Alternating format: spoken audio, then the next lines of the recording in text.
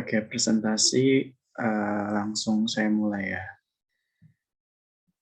Coba saya share screen.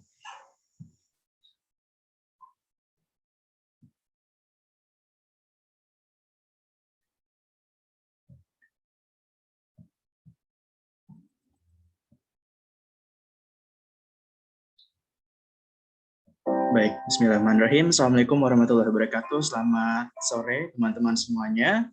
Perkenalkan, nama saya Ahmad Imam Syafi'i akan mempresentasikan tugas mata kuliah Bisnis Komoditas dan Produk Pangan yang anggota kelompoknya saya sendiri Ahmad Imam Syafi'i, kemudian ada Indah Winarti dan Cici Nur Hadiani dengan topik bahasan mengenai PT Indofood Frito-Lay Makmur. Berdasarkan data Badan Pusat Statistik di Indonesia bahwa komoditas pangan di Indonesia yang paling mencolok adalah jagung, padi, ubi jalar, ubi kayu atau singkong. Dan kita bisa lihat dari grafik bahwa ubi kayu ataupun singkong menduduki posisi yang kedua dengan data sebagai berikut, sehingga ketela pohon atau singkong merupakan salah satu bahan makanan pokok masyarakat Indonesia yang selain padi dan sagu, yang rasanya itu enak, membuatnya menjadi bahan makanan pokok yang baik dan dapat diolah berbagai macam olahan produk seperti getuk, tepung tapioka, keripik, singkong, dan masih banyak lainnya. Nah, minat masyarakat terhadap produk olahan dari singkong ini salah satunya adalah keripik singkong ini. Dan peluang pasar produk olahan ketela atau singkong dapat diolah menjadi berbagai produk olahan diversifikasi, sehingga peluang pasar juga akan semakin besar dan banyak dikenal oleh masyarakat. Nah, ini dia gambaran umum usaha dari PT Indofood Frito-Lay Makmur. Yang pertama, PT Indofood Frito-Lay Makmur adalah perusahaan di bidang industri yang merupakan produsen snack terbesar di Indonesia dan merupakan anak perusahaan dari PT Indofood CBP Sukses Makmur atau ICBP yang kita kenal. Sahamnya juga sudah terkenal sekali dan mahal ya sekarang. Dan yang kedua, PT Indofood Frito-Lay Makmur awalnya bernama PT Sanmaru Food Manufacturing Company dan kemudian berubah lagi namanya menjadi PT Indofood Frito-Lay Makmur pada tahun 2007 dan berhasil melakukan terobosan makanan ringan di Indonesia dengan merek produk Ketela yang merupakan plesetan dari ketela. Dan saat ini PT Indofood Frito-Lay Makmur memiliki satu head office dan 3 cabang yang mana head office-nya di PT Indofood Frito-Lay ini di Jenderal Sudirman Jakarta, kemudian ada beberapa cabang di Tangerang, Semarang, dan juga Tangerang lagi. Nah, kita akan bahas mengenai perusahaan dari PT Indofood Frito-Lay Makmur. Yang pertama adalah daya saing. Daya saing adalah sebuah kemampuan atau keunggulan yang dimiliki oleh perusahaan untuk bersaing atau memberi nilai lebih terhadap produknya dibandingkan dengan pesaing di pasaran. Nah, apa sih yang dilakukan oleh PT Indofood Frito-Lay Makmur untuk mempertahankan daya saingnya di pasaran? Yaitu, pada proses produksi di PT Indofood Frito-Lay Makmur selalu melakukan sortasi dan grading terhadap bahan baku, produk, sehingga kualitas dan produknya akan tetap terjaga dengan baik, sehingga daya saing yang dilakukan oleh PT Indofood Frito-Lay ini adalah menjaga kualitasnya agar tetap baik. Kemudian sistem keamanan pangan. Nah, bagaimana sistem keamanan pangan di PT Indofood Frito-Lay Makmur ini? Yang pertama, produk Ketela singkong berbahan baku singkong segar yang setiap harinya memproduksi kurang lebih 32 ton dengan singkong segar. Ya, di sini perlu ditekankan yaitu singkong segar. Kemudian kemasan produk yang digunakan merupakan kombinasi oriented polypropylene atau OPP dan cast propylene, dan kemasan sekunder yang digunakan merupakan kemasan karton. Jadi ada kemasan primer kemudian digabungkan lagi dengan kemasan sekunder yaitu karton. Kemudian dalam kemasan kita memberikan informasi untuk menjaga keamanan produk seperti kandungan nutrisi, rasa, tanggal kadaluarsa, cara penyajian, dan tentunya surat izin produk dari bahan pengawas Balai Pengawas Obat dan Makanan yaitu BPOM. Nah, kemudian PT Indofood Frito-Lay Makmur atau IFM berinovasi dengan kemasan produk keripik singkong yang modern dan lebih aman tentunya serta praktis dibawa kemanapun. Jadi keamanan produknya pun sangat tinggi dari PT Indofood Frito-Lay Makmur ini. Kemudian yang ketiga adalah pengembangan usaha. Dalam pengembangan produk, IFM selalu membuat produk snack yang disukai oleh masyarakat. Tidak hanya satu produk, tapi IFM selalu meningkatkan inovasi produk sehingga makin banyak variasi produk perusahaan. Ini ada berbagai macam produk yang dikeluarkan oleh PT Indofood Frito-Lay Makmur (IMF) dari mulai Cikibul, Citato, Cheetos, Lay's, Jets, dan Kitela tentunya. Kemudian pengembangan informasi pasar. Apa sih informasi pasar? Jadi informasi pasar merupakan proses ataupun kegiatan yang dilakukan oleh perusahaan yang bertujuan untuk memudahkan dan mempercepat hubungan pertukaran antara yang memuaskan dalam lingkungan yang dinamis. Nah, informasi pasar ini berfungsi untuk memberikan informasi tentang situasi perdagangan pada umumnya yang berhubungan dengan produk, harga yang diinginkan, dan situasi pasar secara menyeluruh. Untuk mendapatkan informasi pasar, PT Indofood Frito-Lay Makmur ini melakukan riset pasar terhadap kebutuhan konsumen. Jadi melalui riset pasar tersebut, perusahaan dapat menganalisis kebutuhan konsumen dan dapat memberikan keuntungan yang lebih pada perusahaan karena perusahaan konsumennya itu merasa butuh gitu dengan produk yang dipasarkan sehingga banyak membeli produk tersebut. Nah, kemudian ada keunggulan produk. Apa sih keunggulan produk dari PT Indofood Frito-Lay Makmur ini? Yang pertama adalah kualitas produk keripik singkong Kitela. Tadi yang sudah disampaikan bahwa sudah melalui proses sortasi dan grading dari bahan bakunya. Kemudian harganya bisa bersaing dengan harga yang ada di pasaran seperti pesaing-pesaingnya. Misalkan contohnya adalah merek King Kong yang lebih mahal tentunya dari produk ini. Dan Kitela juga sudah berinovasi dan membuat produk baru yang ukuran 30 gram dengan harga yang lebih terjangkau yaitu hanya Rp2.000. Kemudian yang ketiga adalah promosi. Yang kita ketahui bahwa promosi dari PT Indofood Frito-Lay Makmur dilakukan secara offline dan online. Secara offline dilakukan dengan melalui sales yang berkunjung langsung kepada konsumen. Sales ini langsung terjun ke lapangan. Kemudian secara online, yaitu dilakukan melalui iklan-iklan di televisi, kemudian juga melalui media sosial. Kemudian jaringan distribusi. Kita sudah tidak meragukan lagi bahwa PT Indofood Frito-Lay Makmur ini melakukan jaringan distribusi yang luas. Hampir seluruh Indonesia sudah dilakukan jaringan distribusi produk ini. Kemudian citra merek. Citra merek juga sangat berpengaruh ya teman-teman bagi perusahaan. Jadi perusahaan tetap mengunggulkan citra merek. Jadi kalau misalkan mikirnya adalah kalau misalkan produk singkong Kitela, ya udah inget aja produk Kitela yang diproduksi oleh PT Indofood Frito-Lay Makmur. Nah, jadi kesimpulannya Kitela merupakan salah satu bahan Ketela merupakan salah satu bahan makanan pokok yang ada di Indonesia dan kemudian diberikan dan diciptakan peluang bisnis oleh PT Indofood Frito-Lay Makmur menjadi produk yang berasal dari singkong yaitu Kitela ini. Dan selalu selalu menguatkan kualitas ya dengan melakukan sortasi dan grading dari bahan baku produk. Dan sistem keamanannya tadi sudah dijelaskan dengan bahan baku singkong segar, memberikan informasi keamanan juga seperti itu. Jadi pengembangan usaha IFM selalu memberikan dan juga membuat produk snack yang disukai oleh masyarakat dengan melakukan riset pasar terlebih dahulu. Sehingga pada diskusi kali ini saya tutup dengan quotes yang menarik dari salah satu pengusaha juga yang merupakan kegagalan adalah pilihan. Jika kamu tidak gagal, maka kamu akan tidak berinovasi. Jadi kita bisa mengambil pelajaran dari PT Indofood Frito-Lay Makmur tadi bahwa teruslah berinovasi. Terima kasih, sekian presentasi dari saya. Apabila ada yang ditanyakan, saya persilakan.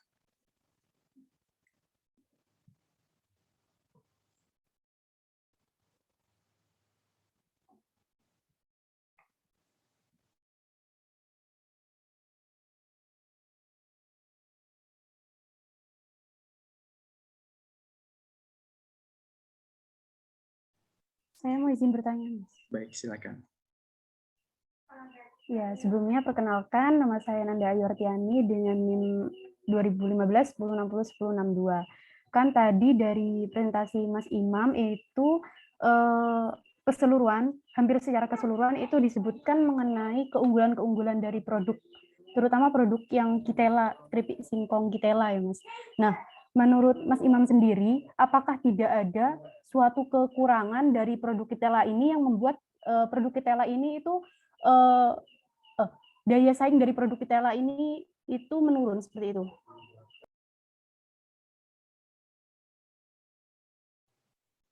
Baik, terima kasih atas pertanyaannya.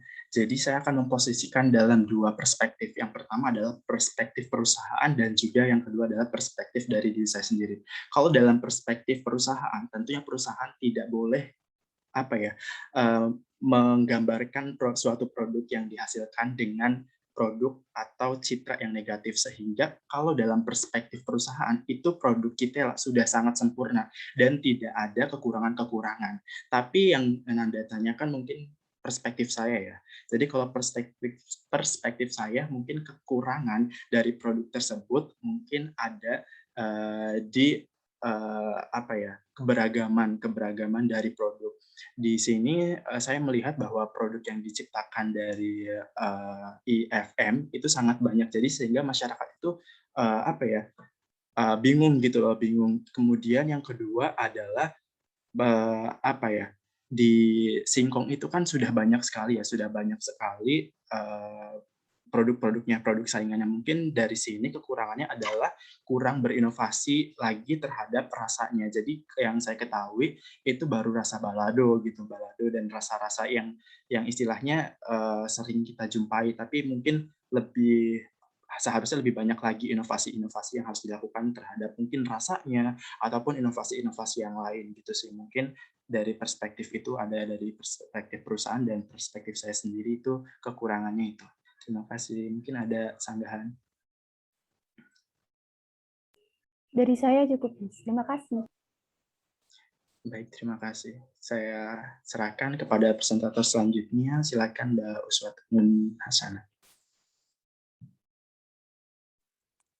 Ya, terima kasih. Di sini saya akan membagikan hasil diskusi.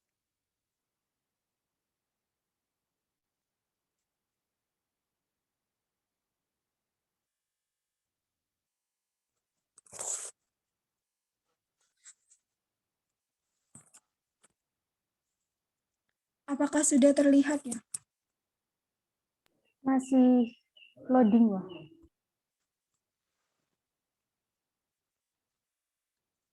Sudah terlihat. Ya, Assalamualaikum warahmatullahi wabarakatuh. Di sini saya Uswatun Hasanah dengan NIM 2015 1060 1060. Di sini saya akan mempresentasikan hasil diskusi saya, yaitu tentang analisis daya saing usaha pada industri kecil gula kelapa di Desa Purbasari, Kecamatan Seluma Barat, Kabupaten Seluma.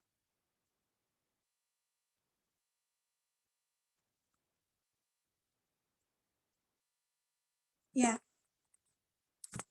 Di sini ada nama kelompok, yang pertama yaitu Silviani dengan NIM 2015 1060 1026, dan yang kedua yaitu saya sendiri Uswatun Hasanah dengan NIM 2015 1060 1060.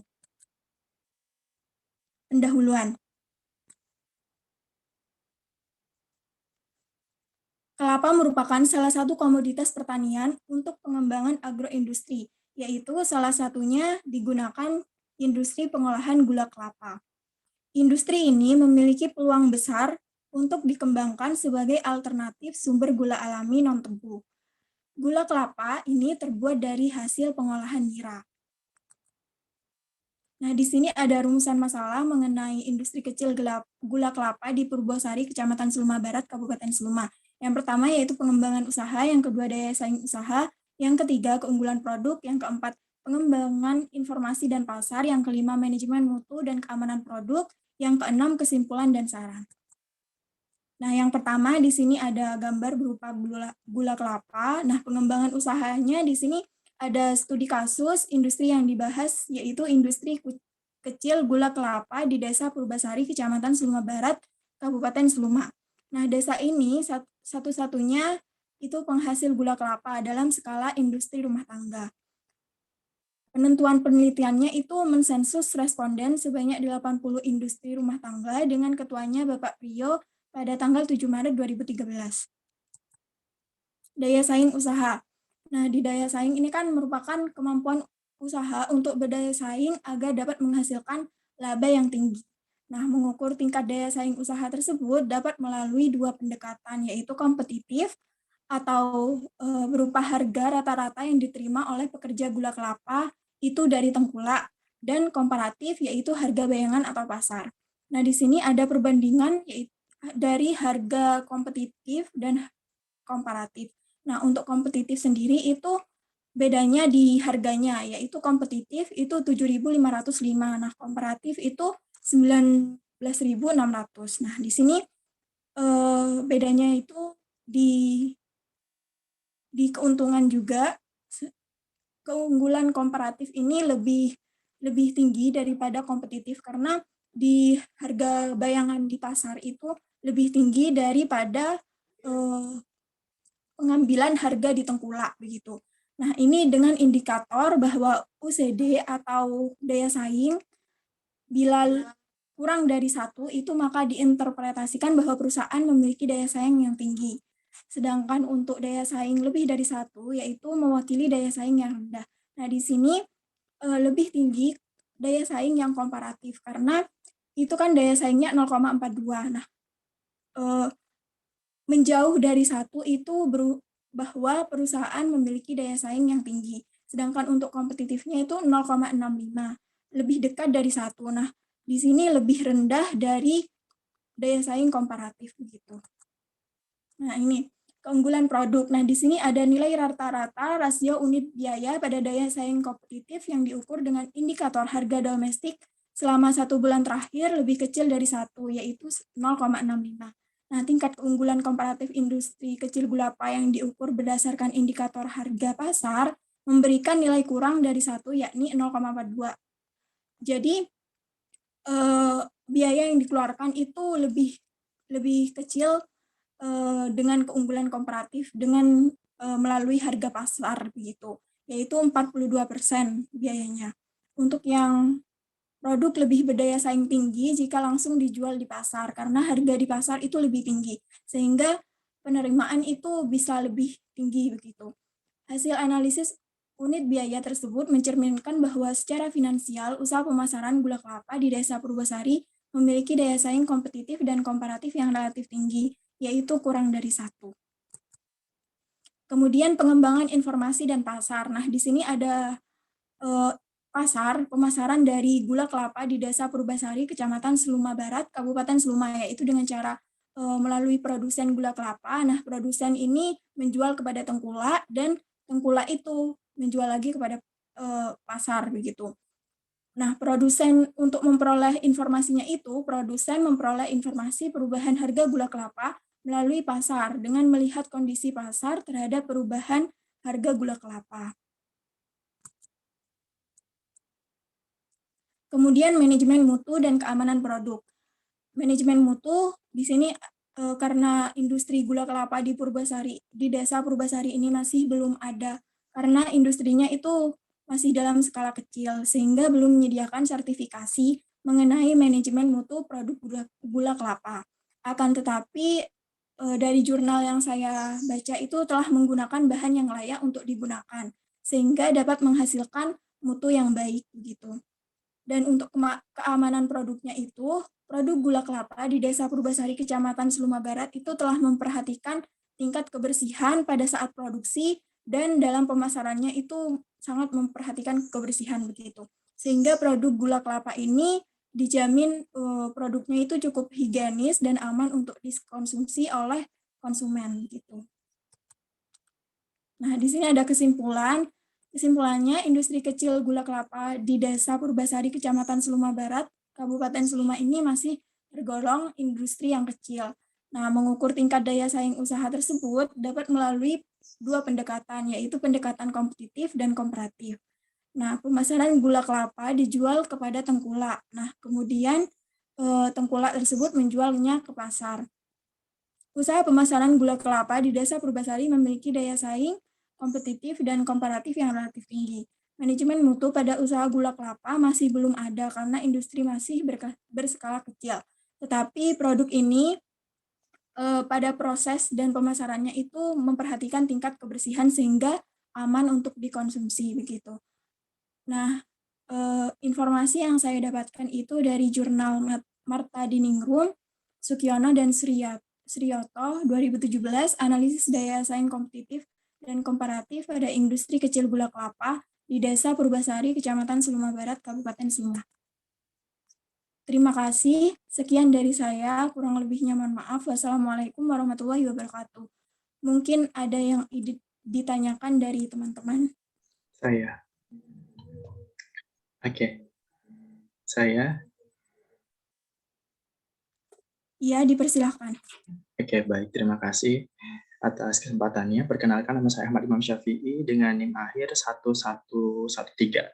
Dengan pertanyaan yang saya akan ajukan, tadi kan sudah membahas gula kelapa ya. Tadi saya juga sempat melihat sudah ada kemasan yang udah agak modern gitu kan, sudah agak modern. Nah, dari kemasan yang modern ini, apakah dari usaha tersebut sudah melakukan strategi pemasaran melalui media digital gitu? Jadi kan beberapa kalau kemasan modern kan sudah mengembangkan ke media digital. Dan kalau misalkan belum, menurut Anda bagaimana proses yang baik dalam memulai strategi marketing melalui media digital tersebut? Terima kasih.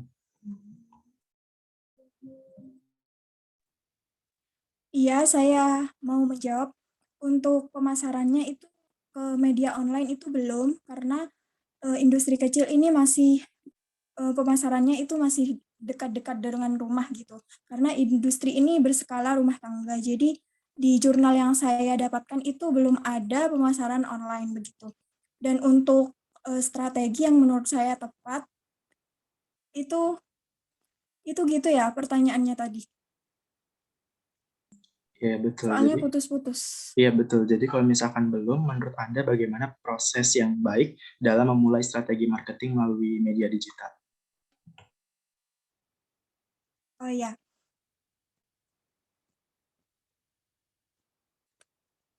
izin menjawab.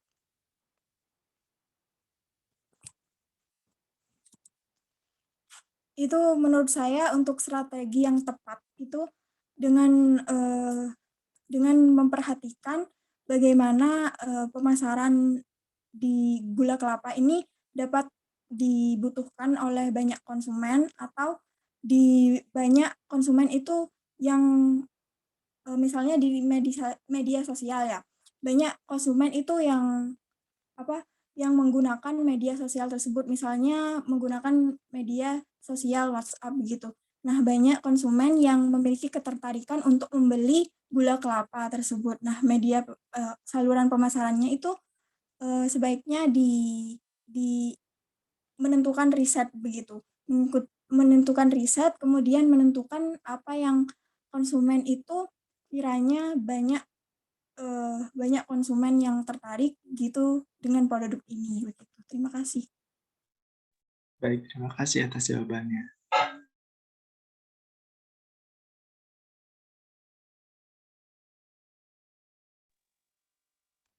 Ya, mungkin ada sanggahan begitu, apa sudah cukup? Sudah cukup, bisa dilanjut ke selanjutnya. Ya, terima kasih. Terima kasih dari saya. Saya kembalikan kepada presentasi yang selanjutnya.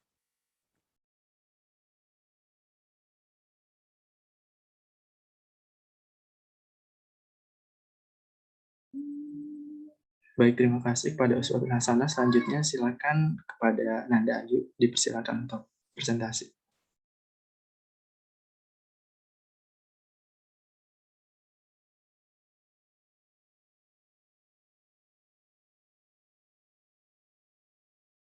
Baik, apakah sudah terlihat PPT-nya? Masih loading. Sekarang sudah terlihat.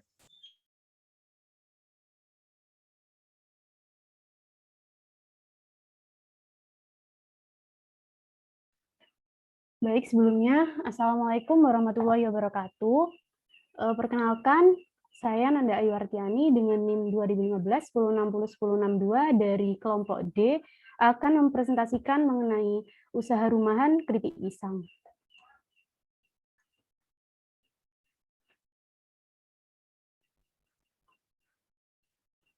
Yang pertama yaitu pendahuluan.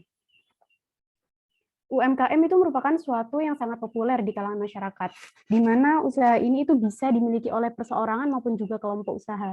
Salah satu contoh dari UMKM perseorangan yaitu industri keripik pisang dari Tunas Metro ini. Industri ini itu sudah berdiri sejak tahun 2005 dengan pendirinya yaitu Bapak Bambang. Home industri ini berlokasi di RT 11 RW 5 di Jalan Mujahir nomor 27 Kelurahan Yosodati 21 P Metro Timur. Modal awal dari pembentukan usaha ini tuh berasal dari modal pribadi, yaitu dari Bapak Bambang sendiri.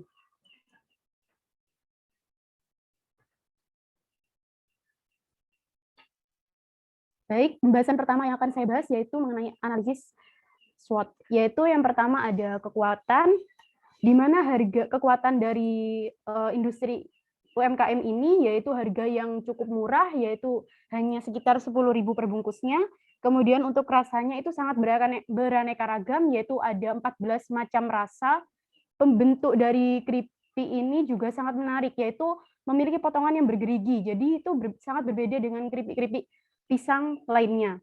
Untuk bahan bakunya sendiri itu mudah didapat, yaitu dari petani sekitar, dan proses pembuatannya pun juga cepat dan kualitasnya itu terjaga. Untuk kelemahannya sendiri, kemasannya itu masih bisa dikatakan kurang menarik. Untuk media promosinya itu juga, media promosi pemasaran itu juga masih kurang. Untuk modal yang untuk modalnya sendiri itu masih terbatas karena usaha ini tuh hanya usaha milik pribadi, pekerjaannya itu masih dilakukan secara manual, dan wilayah pemasarannya itu masih terbatas, yaitu hanya di sekitar metro saja. Kemudian untuk selanjutnya yaitu peluang. Jadi peluang dari usaha ini itu mudah sekali memperoleh tenaga kerja, yaitu dari tenaga kerjanya itu dari masyarakat sekitar, kemudian tingginya permintaan untuk produk keripik, harga bahan bakunya itu murah, banyaknya toko oleh-oleh untuk digunakan sebagai media penjualan produk. Untuk ancamannya sendiri, jadi pada musim kemarau itu bahan baku itu masih cukup sulit untuk didapatkan di daerah metro sendiri, karena bahan baku ini tuh didapatkan di daerah metro. Kemudian untuk ancaman selanjutnya yaitu banyak pesaing usaha yang sejenis. Nah, untuk pembahasan yang selanjutnya yaitu mengenai daya saing.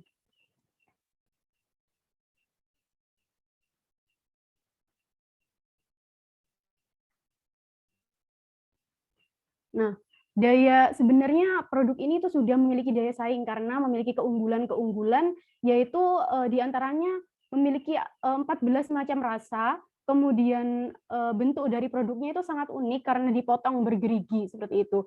Namun permasalahan utama yang membuat produk dari industri itu memiliki daya saing yang rendah atau lemah yaitu terkait dengan proses pemasarannya, yang di jurnal yang saya dapatkan itu disebutkan masih menggunakan pendekatan personal maupun penjualan ke toko-toko saja. Jadi masih belum memanfaatkan media online seperti itu. Sehingga dengan ini pemilik usaha itu haruslah bisa memanfaatkan media sosial ataupun e-commerce untuk melakukan pemasaran yang mencakup wilayah luas. Dengan begitu usaha ini itu akan lebih memiliki daya saing lagi.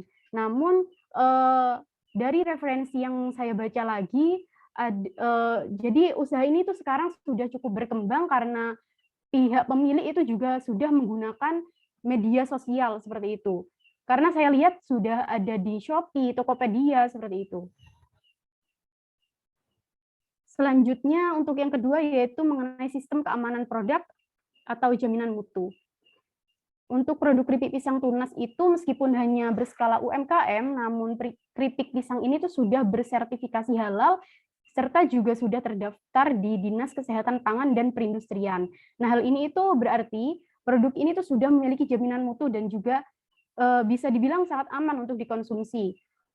Dan kemasannya pun dari kemasan plastik ya, sehingga itu akan terhindar dari air seperti itu. Selanjutnya adalah mengenai pengembangan usaha. Nah, usaha keripik pisang ini sebenarnya itu sudah bisa dikatakan cukup berkembang dengan berbagai keunggulan yang ada, namun cakupan wilayahnya yang sempit itu membuat produk ini tuh masih kurang dikenal oleh masyarakat luas. Dengan begitu diperlukan adanya suatu promosi melalui media sosial yang dimana kita tahu sendiri bahwa media sosial itu kan banyak penggunanya yang sudah mencakup masyarakat di seluruh dunia juga. Atau bisa juga dengan melakukan promosi bisa juga berupa pemberian diskon kepada para konsumen. Namun jika dilihat pada tahun ini, produk keripik pisang tunas ini sudah cukup berkembang karena penjualannya itu juga sudah mulai menggunakan media sosial dan juga sudah mulai dikenal oleh masyarakat luas. sehingga sudah bisa dikatakan bahwa produk dari keripik pisang tunas ini sudah mengalami pengembangan pada tahun ini. Selanjutnya adalah pengembangan informasi pasar. Nah, minimnya kemampuan pemahaman dan juga pengelolaan dari segi digital atau e-commerce yang membuat pemilik itu masih belum bisa memanfaatkan media yang ada secara optimal. Permasalahan inilah yang membuat pemilik industri itu masih kurang memahami mengenai informasi pasar seperti harga produk yang sejenis, kemudian teknologi-teknologi pengolahan yang lebih canggih, kemudian harga bahan baku yang terbaru. Dengan begitu, informasi pasar ini tuh bisa dikatakan sangat penting untuk dilakukan karena pemilik itu akan mengetahui perkembangan yang ada di dalam pasar sehingga produknya akan jadi jauh lebih baik lagi. Namun saya katakan tadi saat pada tahun ini itu sudah terlihat bahwa keripik pisang tunas ini sudah mulai memanfaatkan teknologi yang ada sehingga pemilik itu bisa mengakses informasi pasar dengan sangat baik. Nah, selanjutnya adalah mengenai keunggulan produk. Keunggulan dari produk ini itu daripada produk yang lain yaitu bentuknya. Dari bentuknya sendiri bisa dilihat pada gambar produk ini tuh cukup berbeda dengan keripik pisang yang lain seperti itu karena bentuknya sendiri itu bergerigi dan juga rasanya itu sangat beraneka ragam, ada 14 rasa. Sehingga sangatlah bagus apabila produk ini tuh terus dikembangkan. Nah, selanjutnya adalah kesimpulan. Jadi usaha industri keripik pisang tunas Metro itu merupakan UMKM perseorangan yang sudah sangat berkembang dengan berbagai keunggulan yang ada. Dengan keunikan tersebut, diharapkan produk ini tuh bisa terus berkembang dan juga banyak dikenal oleh masyarakat umum. Upaya yang harus dilakukan oleh pemilik usaha yaitu terus meningkatkan inovasi untuk terus mengembangkan usahanya.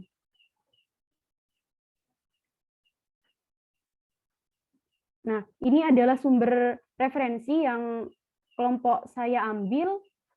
Mungkin sekian dari presentasi dari saya. Kalau ada pertanyaan, dipersilahkan. Izin bertanya. Iya, dipersilahkan.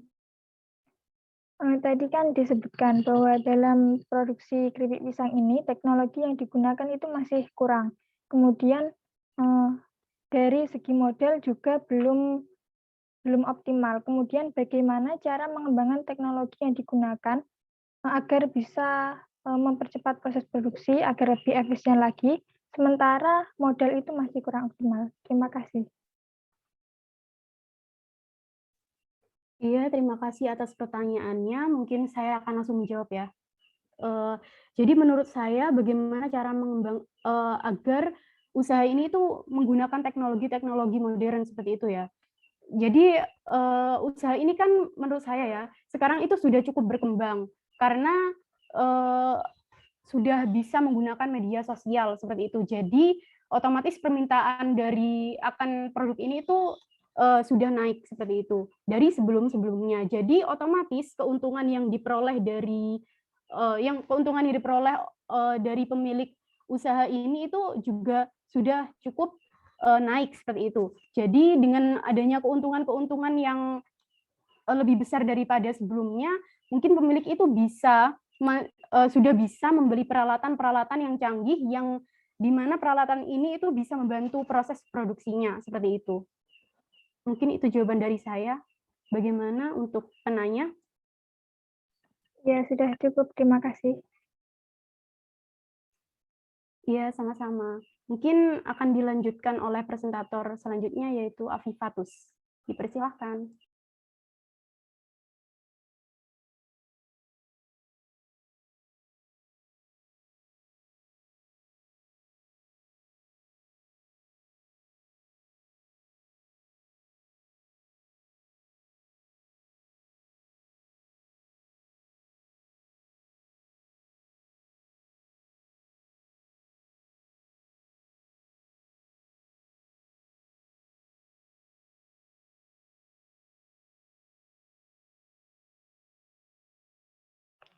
Apakah sudah terlihat?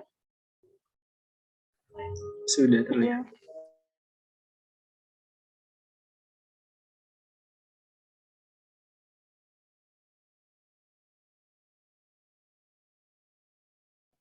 Baik, Assalamualaikum warahmatullahi wabarakatuh.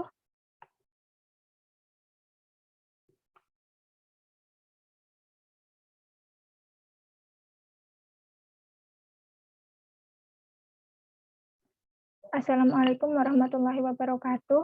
Waalaikumsalam. Perkenalkan, saya Afifatus Soliha Gian Eva dengan NIM 2015 1060 1073. Nah, di sini saya akan mempresentasikan hasil kerja kelompok kami, yaitu analisis daya saing produk olahan kedelai pada usaha kecap cap tawar madu. Di sini anggota kelompok kami yang lainnya yaitu Fadila Maharani dengan NIM 2015 1060 1024.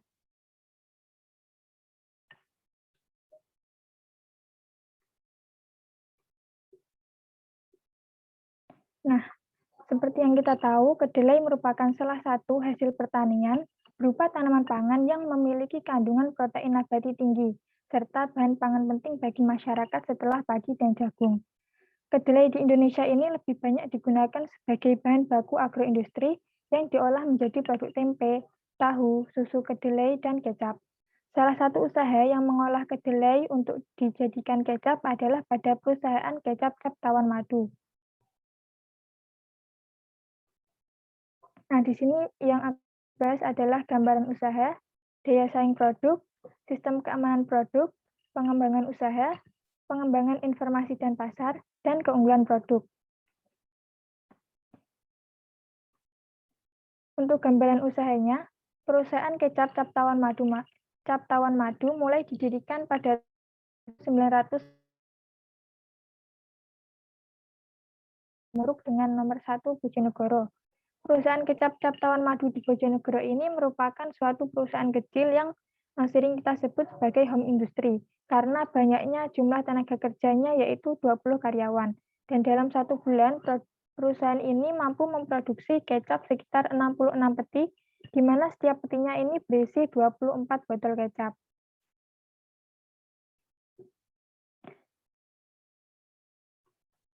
Kemudian daya saing produk.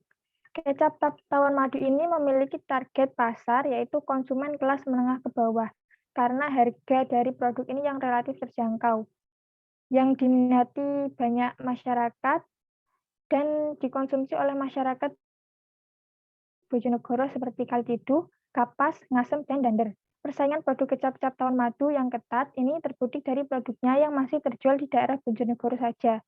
Namun, dengan harga produk yang relatif terjangkau tadi dan kualitas yang asli tanpa ada campuran bahan kimia, produk kecap cap tawar madu ini memiliki peluang usaha untuk memperluas pangsa pasarnya agar dapat memperluas usahanya. Nah, dari sistem keamanan produk. Produk kecap cap tawar madu ini dalam kemasannya sudah tercantum nama merek, logo produk, lokasi usaha, komposisi bahan, isi bersih, dan tanggal kadaluarsa. Produk ini juga sudah memiliki sertifikat izin pangan industri rumah tangga atau PIRT yang diberikan oleh Bupati melalui Dinas Kesehatan Kabupaten setempat dan sudah tercantum pada kemasannya. Kemudian dari pengembangan usahanya. Di sini rencana pengembangan usaha disusun berdasarkan analisis lingkungan internal yang meliputi aspek pemasaran, manajemen sumber daya manusia, keuangan, dan manajemen produksi. Nah, rencana pengembangan usaha tersebut yaitu yang pertama menetapkan tujuan tahunan, yakni dengan untuk memperluas pasar dari produk kecap cap tawar madu ini. Kemudian menetapkan target pemasaran lebih spesifik lagi dan meningkatkan keandalan tenaga kerja. Kemudian meningkatkan teknologi yang digunakan dalam produksi. Selain itu juga dengan bermitra dengan distributor terpercaya dan memberikan reward kepada para pekerja sebagai motivasi. Kemudian juga menambah media promosi dan menetapkan rencana pemasaran untuk 3 jangka waktu, yaitu menengah, jangka pendek, dan jangka panjang. Kemudian pengembangan informasi dan pasar. Ini dilakukan dengan melakukan analisis lingkungan eksternal usaha kecap cap tawar madu untuk menetapkan strategi pemasaran dan pengembangan usaha yang akan digunakan. Untuk menjangkau pasar yang potensial, usaha ini menerapkan strategi pemasaran STP, yaitu segmenting, targeting, dan positioning. Untuk segmentasi pasarnya ini terbagi menjadi 4, yakni segmentasi geografis, yakni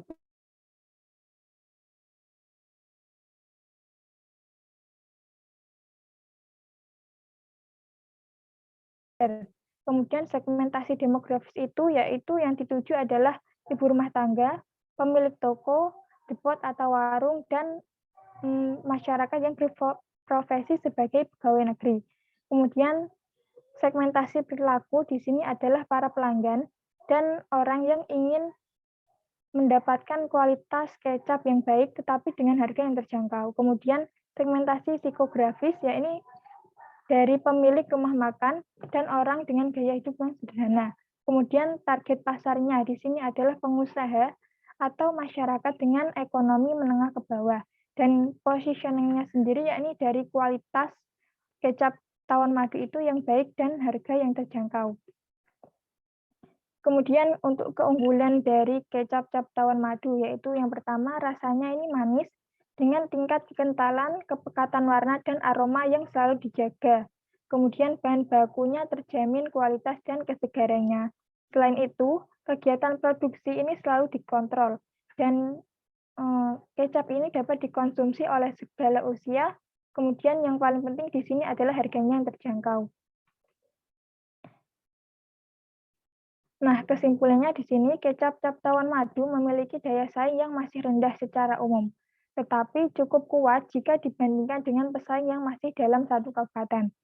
Produk ini memiliki keunggulan yang mendapat sertifikat PIRT dari bupati setempat, sehingga peluang pengembangan usahanya terbuka cukup lebar. Pengembangan usaha yang dilakukan ini dengan melakukan analisis terhadap lingkungan internal dan eksternal usaha, serta memanfaatkan informasi yang ada dalam menyusun strategi pemasaran dan rencana pengembangan usaha yang tepat untuk mencapai tujuan usaha secara optimal. Nah, itu presentasi dari saya, kurang lebihnya mohon maaf.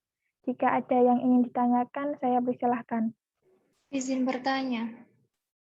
Iya, silahkan.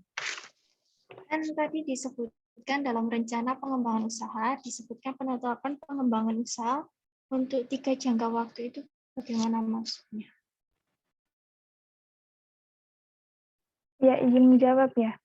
Untuk pengembangan rencana usaha dalam 3 jangka waktu ini, maksudnya yang 3 jangka waktu itu dalam jangka pendek, jangka menengah, dan jangka panjang. Jangka pendek ini untuk waktu kurang lebih 1 tahun, yaitu dengan memperbaiki dan mengembangkan pasar di wilayah Bojonegoro itu sendiri, agar permintaannya itu meningkat dan masyarakat semakin tertarik dengan produk kecap cap tawon ini. Kemudian untuk strategi jangka menengah ini bertujuan untuk mengembangkan pasar dari kecap cap tawon madu ini di luar daerah Bojonegoro. Kalau bisa ini akan dikembangkan hingga satu Jawa Timur. Kemudian untuk jangka waktu menengah ini waktunya antara 1 sampai 5 tahun.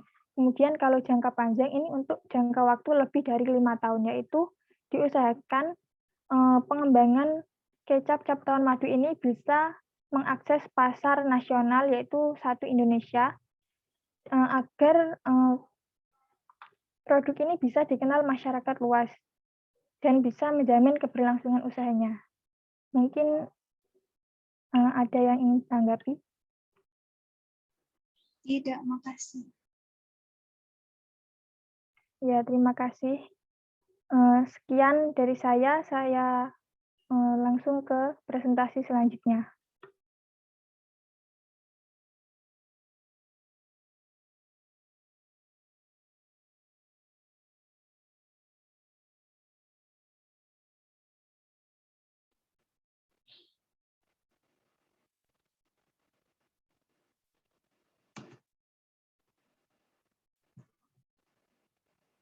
Assalamualaikum warahmatullahi wabarakatuh. Saya akan mempresentasikan tentang daya saing komoditas ubi jalar dengan anggota kelompok Safira Aryani dengan NIM 2115 1060 1137 dan saya sendiri Mita Wahyuni Tias dengan NIM 2015 1060 1040. Latar belakang. Ubi jalar atau Ipomoea Beltas L digunakan sebagai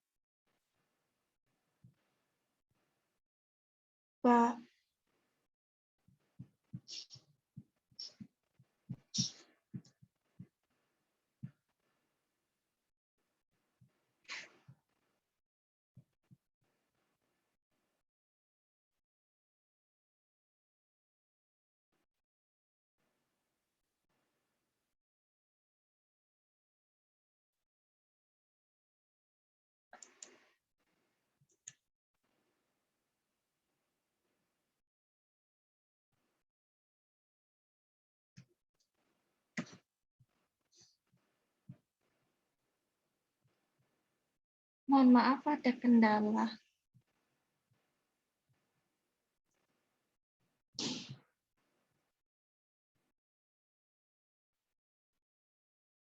Ubi jalar atau Ipoma batatas L digunakan sebagai bahan olahan pangan atau sebagai bahan baku di industri pangan yang memiliki potensi cukup besar dalam pengembangan hasil pertanian dan pemanfaatan bahan dasar olahan pangan sebagai bahan baku di industri pangan. Kegunaan ubi jalar untuk bahan makanan manusia, bahan pakan ternak, serta bahan baku beberapa produk industri.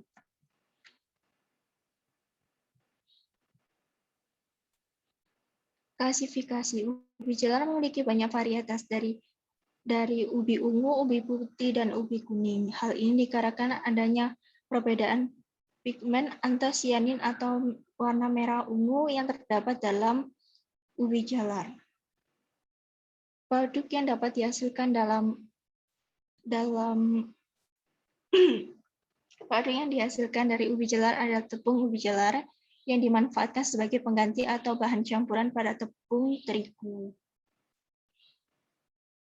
2. Selai produk makanan kental yang mengandung antosianin yang berfungsi sebagai antioksidan yang melindungi tubuh dari radikal bebas. 3. Dodol makanan bertekstur liat yang memiliki kadar gula, minyak, dan pati yang tinggi dalam dodol ubi jalar. Dari sayang ubi jalar, harga bayangan nilai tukar yaitu yang didapatkan dari nilai impor dan ekspor yang ditambah dengan biaya pajak. Struktur input-output fisik atau dapat diperdagangkan yang diproduksi di pasar domestik. Keunggulan, banyak produk ubi jalar banyak diekspor daripada diimpor. 2. Keunggulan kompetitif ubi jalar terdiri dari keuntungan privat. Standar mutu produk ubi jalar tidak boleh mempunyai bau asing, bebas dari hama penyakit, dan bebas dari bahan kimia. Sekian, terima kasih.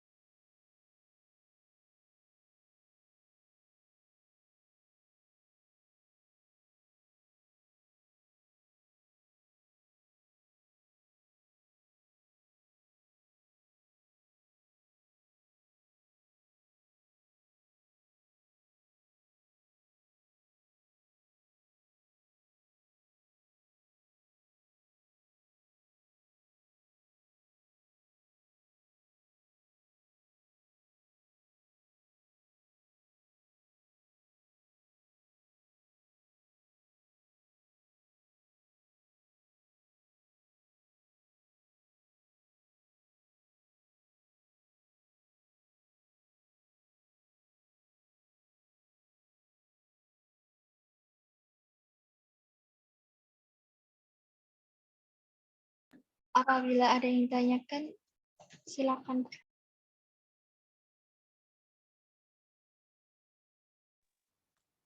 Iya, izin bertanya.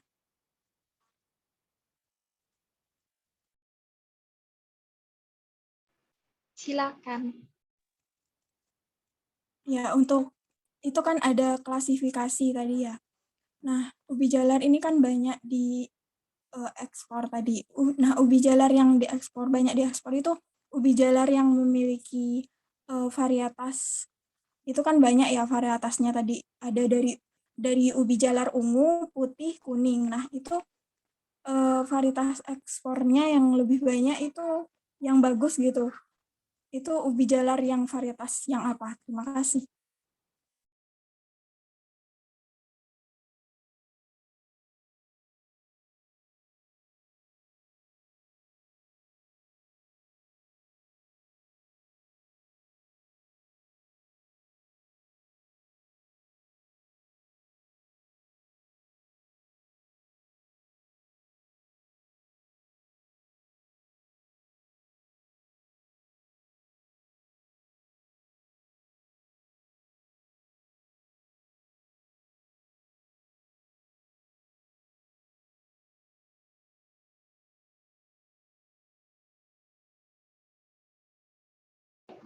Izin menjawab ya, itu ubi jalar yang banyak diekspor itu warna ubinya orange yang mirip dengan warna wortel, yang memiliki keunggulan di antaranya potensi tinggi hingga 37,1 tahun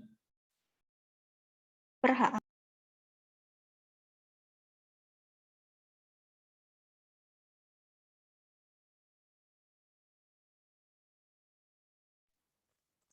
Ya, terima kasih atas jawabannya.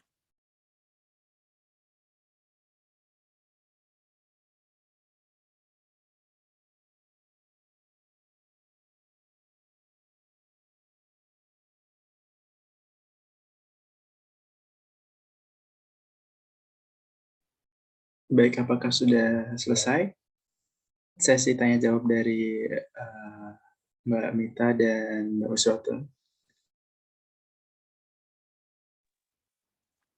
Ya, dari saya sudah cukup. Dari Mbak Mita? Sudah. Oke, baik teman-teman. Terima kasih atas diskusi dan presentasi dari kita semua yang sudah dilaksanakan dengan baik. Saya akhiri sesi ini. Kita lanjut lagi di main room. Oke, silakan. Terima kasih. Assalamualaikum warahmatullahi wabarakatuh.